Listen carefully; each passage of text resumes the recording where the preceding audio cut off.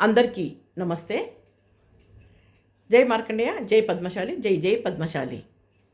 నేను వాసని పద్మ సూర్యప్రకాష్, అఖిల భారత పద్మశాలి సంఘం మహిళా విభాగం ఉపాధ్యక్షురాలిని. నేను మీ ముందుకు ఎందుకు వచ్చానంటే, ప్రస్తుతం మహారాష్ట్రలో ఎన్నికలు జరుగుతున్నాయి. అందులో భాగంగా మన పద్మశాలిలకే ముగ్గురికి శాసనసభ్యులుగా టికెట్ ఇవ్వడం జరిగింది. ఒకటి జాల్నాల్లో నివసిస్తున్న శ్రీ కైలాష్నాథ్ అన్న గోరెంటల్ గారికి, మరియు ఇంకొకటి సోలాపూర్లో నివసిస్తున్న శ్రీ మహేష్ అన్న విష్ణుపంత్ కోటే గారికి, మరియు వాళ్ళ అన్నగారు కుమారుడైన రాజేష్ కీర్తిశేషుడు రాజేష్ గారి కుమారుడు దేవేంద్ర రాజేష్ కోటే గారికి టికెట్ ఇవ్వడం జరిగింది. మహేష్ అన్న గారికి ఏమో ఉత్తర సోలాపూర్ నుండి రాష్ట్రవాది శరద్ పవార్ పార్టీ నుండి తను పోటీ చేస్తున్నారు. ఇంకా దక్షిణ సోలాపూర్ నుండి దేవేంద్ర గారు బీజేపీ పార్టీ నుండి పోటీ చేస్తున్నారు. ఇప్పుడు వాళ్ళకి మన సపోర్ట్ అవసరం ఉంది. ఇక్కడ నుండి మనం ఎలా సపోర్ట్ చేస్తామని అంటున్నారా? చేయొచ్చు. ఎందుకంటే నేను షోలాపూర్ ఇంటి ఆడపడుచను, అంటే ఆడబిడ్డను, ఇక్కడ తెలంగాణ కోడల్ని.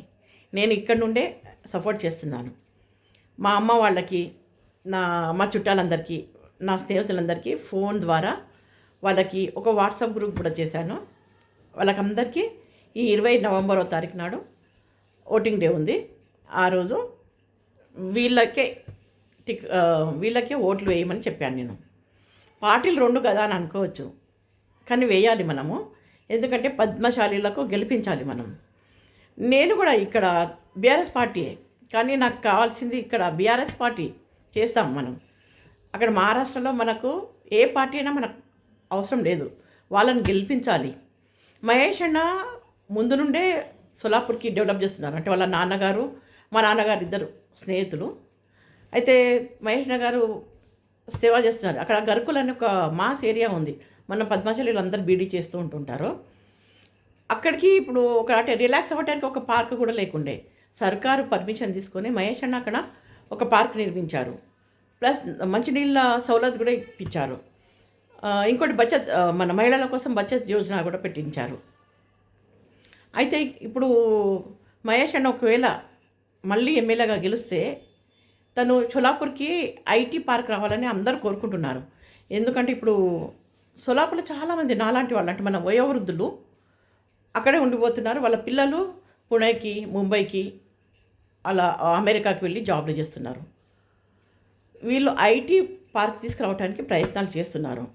రావచ్చు కూడా. ఎందుకంటే అదృష్టం ఏంటిదంటే, ఇన్ని రోజులు సోలాపూర్లో ఎయిర్పోర్ట్ లేకుండే, ఇప్పుడు సర్కారు ఎయిర్పోర్ట్కి పర్మిషన్ ఇచ్చింది.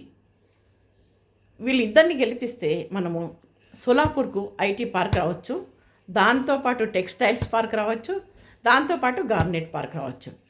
మన పద్మశాలీలు కూడా ఎదుగుతాము, అంటే పైకి వస్తాము. ఇది ఆలోచన. కాబట్టి మనం ఇక్కడ ఉండైనా సోలాపూర్లో ఎలక్షన్స్ చేద్దాం. ఇక్కడ నుండి అందరికీ అంటే క్యాన్వాస్ చేద్దాము. ఇక్కడ నుండి అందరికీ ఓట్లు వేయని చెప్దాము. నేను చెప్తున్నాను, ఒక వాట్సాప్ గ్రూప్ చేశాను, అందరికి చెప్తున్నాను. జాల్నాల్లో కూడా నివసిస్తున్న కొందరు మా చుట్టాలు ఉన్నారు, వాళ్ళకు కూడా ఫోన్ చేసి చెప్పడం జరిగింది. సోలాపూర్లో ప్రతిరోజు పొద్దున సాయంత్రం కూడా ఫోన్ చేసి చెప్పడం జరిగింది.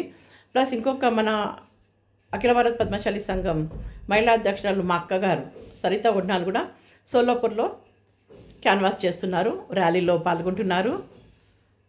మొన్న లాస్ట్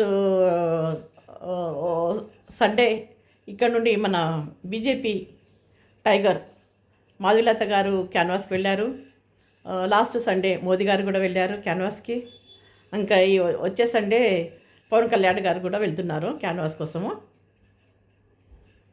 మనం కూడా ఇక్కడ నుండే క్యాన్వాస్ చేద్దాము, చేయాలి కూడా. మీ అందరి సపోర్ట్ ఉండాలి. ధన్యవాదాలు. నమస్తే.